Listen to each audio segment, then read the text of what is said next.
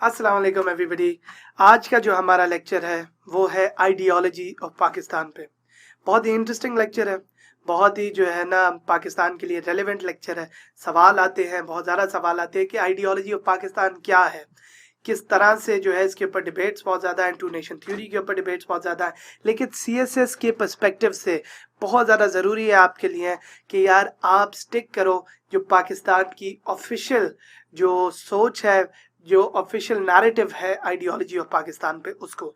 ठीक है, we can debate on this. हम बहुत ज़्यादा बात कर सकते हैं कि टू नेशन थ्योरी ठीक थी, गलत थी, टू नेशन थ्योरी क्या वाकई अप्लाई करती है, पाकिस्तान मुसलमानों के लिए बना, माइनॉरिटीज़ के लिए बना, क्या उसका था, कायदे आज़म क्या सोचते थे, इसके ऊपर बहुत ज़्यादा सवाल हैं। बट सीएसएस के लिए बहुत ज़्यादा ज़रूरी है कि आप आइडियोलॉजी को लिमिट करो, अपनी नॉलेज को उस पर्सपेक्टिव से कि पाकिस्तान एक सेपरेट होमलैंड मुस्लिम्स के लिए, जहाँ जो है आपने देखा होगा पिछले भी लेक्चर्स के अंदर हमने बातें की जो है ना कि किस तरह से मुस्लिम्स को परसिक्यूट किया गया था, मुस्लिम्स को किस तरह से जो है ना टॉर्चर किया गया था उस एरियाज़ के अंदर। तो उनके खिलाफ जो है उन्होंने एक नया होमलैंड अपना बनाने के लिए एक आइडिया किया। नाउ लेट्स मूव ऑन कि पाकिस्तान आइडियोलॉजी आती है, टू नेशन थ्योरी है, क्या बातें उसकी करनी है, क्या बेसिस है उसकी, और ये आपके सब पॉइंट्स होंगे। याद है आपको मेरी सारी की सारी क्लासेस का थीम यही है कि यही सब पॉइंट होंगे। टू नेशन थ्योरी पे सवाल आता है, यही आपकी हेडिंग्स होंगी, इन्हीं को ही आप खींचेंगे, आप मोल्ड करेंगे सवाल के हिसाब से। ठीक है, तो hopefully that should be quite useful. ठीक है, अब चलते हैं। टू नेशन थ्योरी क्या है यार? टू नेशन थ्योरी या Pakistani ideology is basically a system of believes that explains the independent homeland for Muslims of the sub continent. ठीक है, सब कॉन्टिनेंट, सिक्योरिटी काउंसिल नहीं है, सब कॉन्टिनेंट है। ठीक है, अच्छा, सब कॉन्टिनेंट के जो मुसलमान है उनके लिए एक system of beliefs independent homeland के लिए वो जो यूनाइट करता था। आप गौर करो यार, पाकिस्तान के अंदर हम बलोची अलहदा, केपीके से अलहदा है, पश्तून्स, ठीक है, आपके बंगाली है, वो जो आपके बंगाली उस टाइम पे थे, आपके पंजाबी हैं, सिंधी हैं, ये सारे के सारे आपस में बहुत डिसयूनाइटेड थे। कल्चर नहीं सिमिलर था, हिस्ट्री नहीं सिमिलर थी, इनकी लैंग्वेज नहीं सिमिलर थी। क्या चीज़ एक यूनाइट कर रही थी, और वो इस्लाम बहुत ज़्यादा इनको यूनाइट कर रहा था। तो सबसे पहले आपकी बेसिस टू नेशन थ्योरी की बेसिस के क्यों पाकिस्तान चाहिए था हमें, वो सारा का सारा आइडिया था फंडामेंटल्स ऑफ इस्लाम। हम चाहते थे कि एक जगह हो जहां हम इस्लाम के प्रिंसिपल्स, और दिस शुड बी सपोर्टेड। ये मेरी बात याद रखिए, मैं बार बार इस पे रिटरेट कर रहा हूँ। हम लोग क्योंकि क्लासों में स्पीचेस डिस्कस नहीं कर सकते, तो स्पीचेस ऑफ कायद से गूगल करो, ज़बरदस्त आपको स्पीचेस कायद और इकबाल की मिल जाएंगी। क्योंकि सवाल आता है in light of the speeches of Quaid and Jinnah, Quaid and Iqbal जो है ना आप एक्सप्लेन करें, तो यही सारे पॉइंट्स होंगे, यही पॉइंट्स होंगे। बस कायद की कोई कोटेशन ले लेना जो इसके ऊपर लग सके, जैसे इस्लामियत में आप आयतें नहीं लेते जो है, जो लग जाती हैं हर सब पॉइंट के ऊपर। इस तरह से फंडामेंटल्स एक कायद की quotation, I think it's something like this कि जो है ना where we want to create this country so that जो है we can practise the fundamentals of Islam.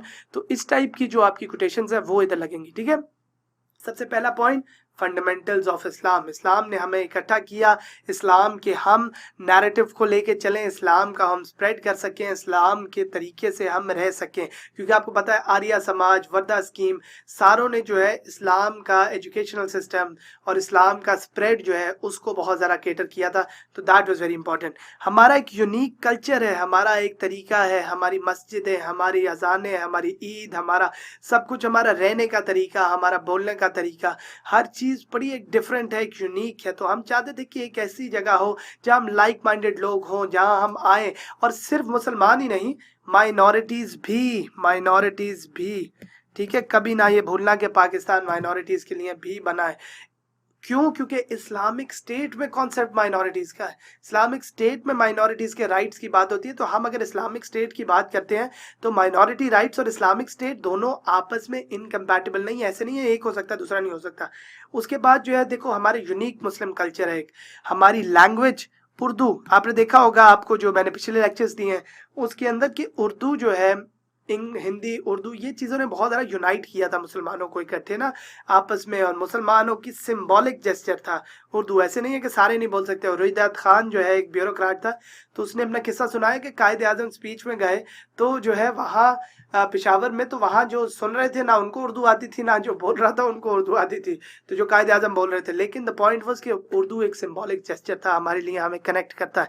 Similarly political ideology एक, इसमें भी कोटेशन है, कोटेशन हर चीज़ में निकालो कि जो है ना, we want to practise the political ideology of Islam, we want to practise the political narratives of Islam.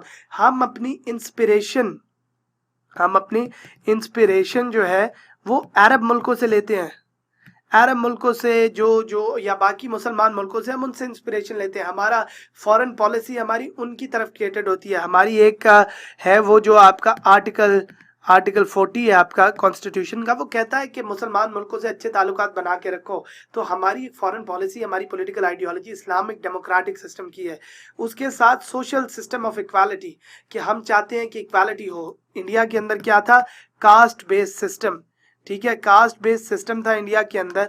तो वो चीज़ जो है वो आपकी इससे बच जाएगी, समझ रहे हो। तो हम लोग एक सोशल सिस्टम ऑफ इक्वालिटी देना चाहते हैं।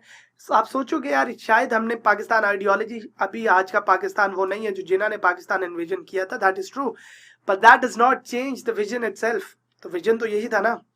अब और उसके बाद टेरिटरी, किसी भी मुल्क के, कायदे आज़म की कोटेशन है कि नो कंट्री कैन जो है sustain in air, it needs a land to survive. आप ये एग्जैक्ट देख लेना गूगल से, तो जो है एग्जैक्ट उसके अंदर जो है ना, उसको सर्वाइव करने के लिए बहुत ज़्यादा ज़रूरत है कि एक टेरिटरी हो, एक जगह हो। तो हमें वो जगह चाहिए थी, हमें वो लैंड चाहिए था जहाँ हम सर्वाइव कर सकें। और लास्टली टू नेशन थ्योरी, बार बार टू नेशन थ्योरी पे बात होती है। क्या मतलब, मुस्लिम्स और हिंदूज तो सेपरेट नेशंस हैं। हमने आर्या समाज, वर्धा स्कीम, हमने 1937 से 1939 की कांग्रेस मिनिस्ट्रीज, हमने जो है सारे मुस्लिम रिफॉर्मर्स, हर चीज़ जो अभी तक करते आ रहे हैं वो बिल्ड अप कर रही है इस चीज़ के लिए। टू नेशन थ्योरी, मुसलमान अलहदा हिंदू अलहदा, दोनों इनकम्पैटिबल हैं, इकट्ठे रह नहीं सकते। बहुत सारे मुसलमान इंडिया के अंदर रहते हैं, दैट इज़ ट्रू, बट जो है आप उसके अंदर साथ साथ ये देखते हैं कि किस तरह से आज वो परसिक्यूट हो रहे हैं, at least in the Modi government. तो उससे आपकी टू नेशन थ्योरी दोबारा रीअफर्म होती है। बट ये बात है कि लोग पीसफुल रह सकते हैं, बट हमारा जो इसमें CSS में नैरेटिव है वो ये है कि टू नेशन थ्योरी, मुसलमान हिंदू अलहदा, इस्लाम का किला पाकिस्तान जो है ये बना आपका, और इससे जो है हम लोगों ने शुरू किया। तो you might disagree with that, that is very true, कोई मसला नहीं है, बट जो है आपके लिए बहुत ज़्यादा ज़रूरी है कि आप इस नैरेटिव को फॉलो करें। अब Quaid was basically the key behind this whole thing. Mohammad Ali Jinnah जो है आपके, तो उनका जो है ये देखो, ये आपके लिए तस्वीर भी बना दी है मैंने, और बताओ अब, ठीक है। तो द पॉइंट इज कि जिना वाज बेसिकली थोड़ा सा बेहतर बन सकता है, मैं रिमूव कर देता हूँ इसको, मैं थोड़ी देर के लिए आप लोगों के लिए बनाया था। बट अच्छा, जिना का जो सारा का सारा रोल ऑफ कायद था ना, वो प्री पार्टीशन क्या था। सबसे पहले तो देखो, एक विजन देना इस मुल्क को, एक विजन देना कि यार जो है ना हमें क्या करना है, जिसके अंदर 1940 का लाहौर का एड्रेस आ जाएगा, ठीक है, उसका विजन देना, उसको प्रेजेंट करना कि किस तरह से पाकिस्तान होना चाहिए, कैसा होना चाहिए, हम लोग का क्या इस्लामिक जो है डेमोक्रेटिक सिस्टम है वो क्या होगा, हमारा जो है डेमोक्रेसी होगी कि नहीं होगी। ये सारा कुछ विजन था बिफोर पार्टीशन, क्योंकि हम प्री पार्टीशन बात कर रहे हैं, वो कायद ने दिया।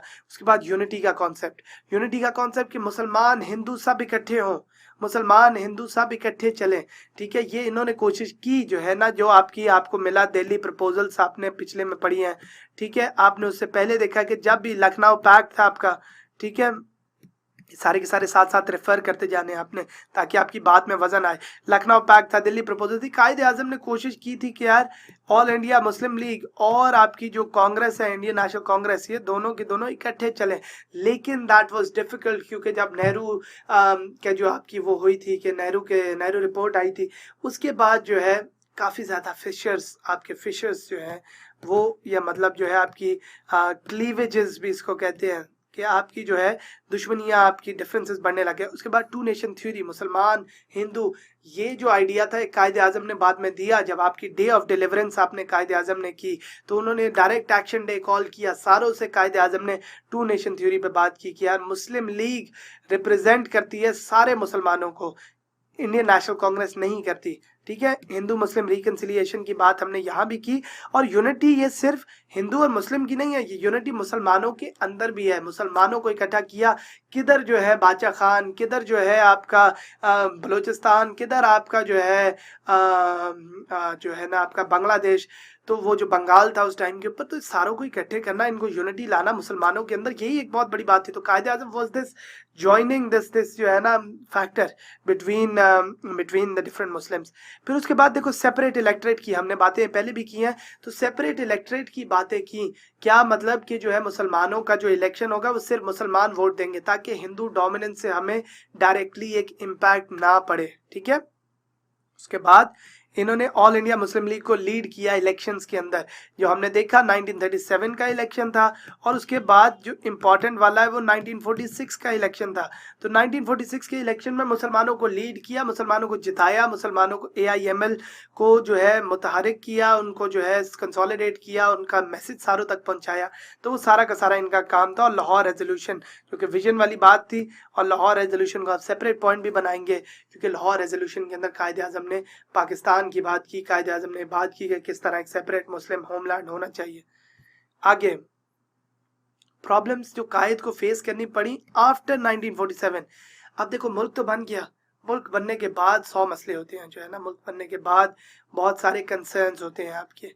तो उसके अंदर प्रॉब्लम जो है कायद को जो फेस करनी पड़ी, ठीक है, उसके अंदर ये था कि सबसे पहले तो फॉर्मेशन ऑफ गवर्नमेंट मिनिस्ट्रीज, कि मिनिस्ट्रीज आपने बनानी है, एक पूरा सिस्टम सेट करना है, अपने कांग्रेस बनाए, अपनी कैबिनेट बनानी है, कैबिनेट किस तरह करेगी। और आपको पता है कि यार फाइनेंशियल क्राइसिस बहुत बड़ा था, फाइनेंशियल क्राइसिस इतना बड़ा था कि ब्यूरोक्रेट्स को पैसे देने के लिए मुल्क के पास पैसे नहीं थे।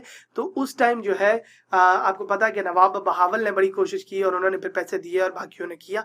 तो दैट वाज एन इशू जो कायद को डील करना पड़ा।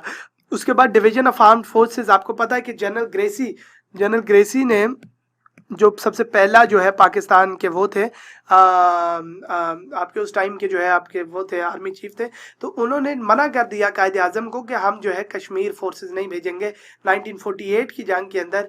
क्यों? क्योंकि जो है ब्रिटिश फोर्सेस के खिलाफ नहीं लड़ सकती। तो ये एक बहुत बड़ा मसला था इनके लिए। और किस तरह से फोर्सेस डिवाइड करना, किस तरह मिलिट्री के एसेट्स जो उधर जो है वो वेपन्स बनाने वाली फैक्ट्रीज वो सारी इंडिया वाली साइड पे थी, तो यहाँ हमारे पास था नहीं, किस तरह डिवाइड करना है उसको एक टैकल करना पड़ा। रेफ्यूजीज जो है आपको पता है कि नियरली 15 मिलियन रेफ्यूजीज थे जो डिस्प्लेस हुए, और उनमें से जो है 1 मिलियन जो है वो दे डाइड। तो 1 मिलियन लोग, इतना बड़ा मैसेक्योर हो गया। तो कायदे आजम ने किस तरह मुल्क को उठाना है, किस तरह लिफ्ट करना है, that was an issue. Canal water dispute आ गया आपका कि जो है पानी के किस तरह होना है, क्योंकि आपको पता है कि पाकिस्तान लोअर रिपेरियन है स्टेट जो है ना, पाकिस्तान के ऊपर से इंडिया के पहाड़ों से जो है ना आता है पानी, और फिर वो पाकिस्तान के सारे रिवर्स के अंदर डिवाइड होता है, वहाँ स्नो कैप पीक्स होती हैं, वहाँ से आता है पानी और वो डिवाइड होता है। तो पाकिस्तान का किस तरह से पानी डिवाइड होगा, आज तक हम स्ट्रगल कर रहे हैं। इंडस वाटर ट्रीटी 1960 अयूब खान ने की। Accession of princely states, Junagadh, Kashmir क्यों बन गया भाई, कश्मीर और जो है हैदराबाद, ये सारे के सारे एरियाज है। अब जूनागढ़ के अंदर मुसलमान जो है लीडर था, और जो है लोग जो थे वो सारे के सारे मुसलमान। ये आपका इंडिया है, इधर को आपका हैदराबाद है, और यहाँ आपका पाकिस्तान है, ठीक है, इसके साथ। तो इधर को जो है आपका जूनागढ़ है कहीं को। तो जूनागढ़ और हैदराबाद के अंदर क्या था कि जो है ना आपका जो राजा था वो मुसलमान था और अवाम थी वो हिंदू थी। तो जो है आपने कश्मीर में जो हिंदू राजा था और अवाम मुसलमान थी। तो हमने इंडिया ने जो प्रेसिडेंट सेट किया था कश्मीर के अंदर वो ये था कि जो है जो महाराजा ने कह दिया वो होगा। लेकिन ये बात जूनागढ़ और हैदराबाद में इन्फोर्स नहीं हुई। तो जब भी कश्मीर का उनका नैरेटिव करो तो आप जूनागढ़ हैदराबाद की बात कर सकते हो कि किस तरह एक रीजनल प्रेसिडेंट उन्होंने सेट किया। तो हमें कश्मीर पे हम भी चाहते तो हम भी फॉलो कर सकते थे। उसके बाद लिंग्विस्टिक राइट्स, लैंग्वेज कौन सी होनी चाहिए, बंगाली होनी चाहिए या आपकी उर्दू होनी चाहिए। तो कायदे आजम ने उर्दू को सपोर्ट किया। शायद आप डिसएग्री करोगे इस बात से कि बंगाली शायद उनको दे देते तो उनके कंसर्न्स जो है एलिविएट हो जाते, बट द पॉइंट वाज कायदे आजम टुक अ स्टांस कि मुल्क इकट्ठा होगा, कि जो है ना एक सिंबल होगा जो है ना हमारे मुल्क का, हमारी और तो चीज़ें रिलेट नहीं हम करते, तो ये होता तो ये इससे होगा। प्रोविंशियलिज्म और इनसिक्योरिटी, मतलब कि नए नए सूबे बनने की कोशिश कर रहे थे, सेपरेट होने की कोशिश कर रहे थे, और सूबों की अपनी अपनी आइडेंटिटी थी, उनको निकल के एक पाकिस्तानी आइडेंटिटी बनाना, ये कायदे आज़म के लिए एक चैलेंज भी था जो उन्होंने काफ़ी हद तक कर दिया। एक्सटर्नल थ्रेट्स थे, आपके जो है ना आपके ब्रिटिश से थ्रेट्स थे, आपके जो है आपकी बाकी एम्पायर से आपके जो है ना थ्रेट्स हो रहे थे, आपके जो है इंडिया से थ्रेट्स थे।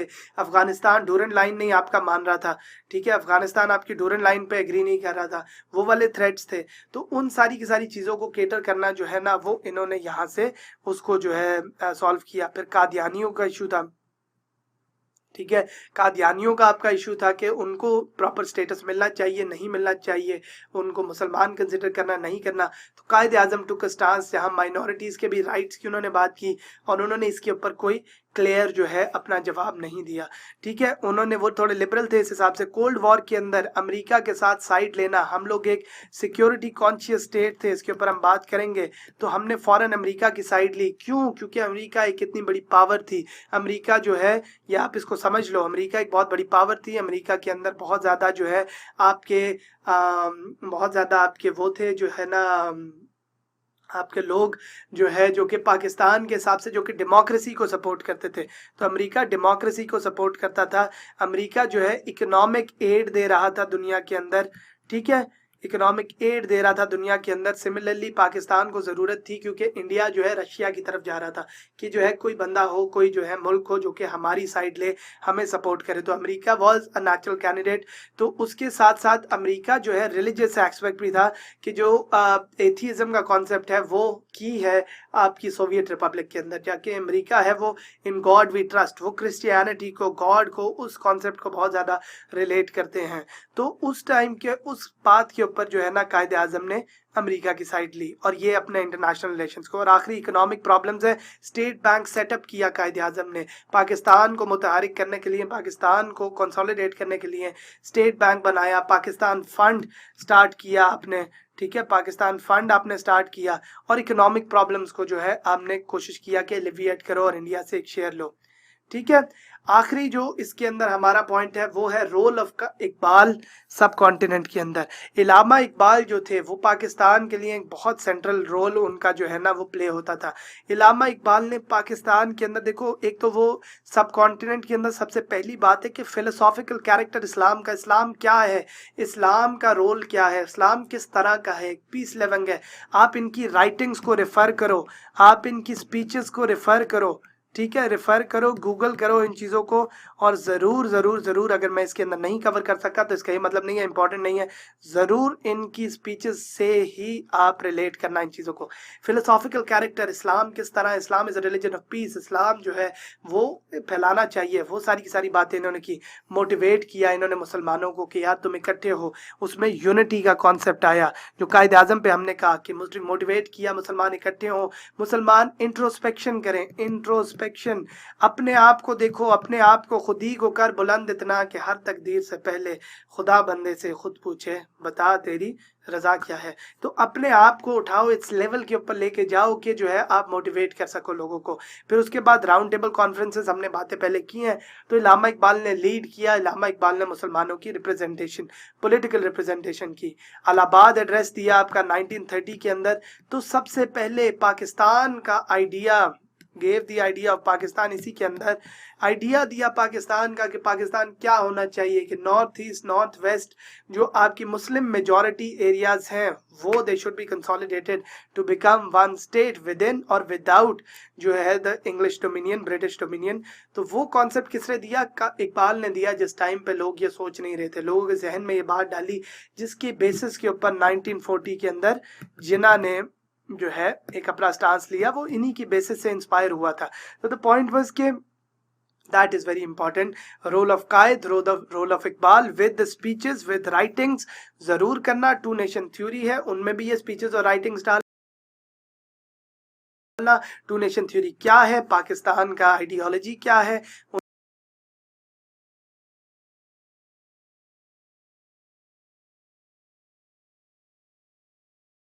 अंसारी को भी आज हमने डिस्कस किया, role of Iqbal, role of Quaid, इनको डिस्कस किया।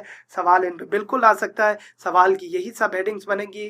राइटिंग स्पीचेस कोट करना, ब्लैक पेन के अंदर बीच में करके लिखना, इंडेंटेशन के साथ साथ आप जिना लिख देना कि ऐसे आपने कोटेशन लिखी, इधर आपने जिना लिख दिया। ठीक है, तो ये आप बिल्कुल करो और इस तरह से आप अपने आप को उसको प्रेजेंट करो। और इसी के साथ जो है ये वाला लेक्चर आपका खत्म होता है, टू नेशन थ्योरी वाला। होपफुली आपका होगा। नोट्स पढ़ो, इसकी तैयारी करो, किताबों से पढ़ो। मैंने आपको किताबें शुरू में भी बताई थी।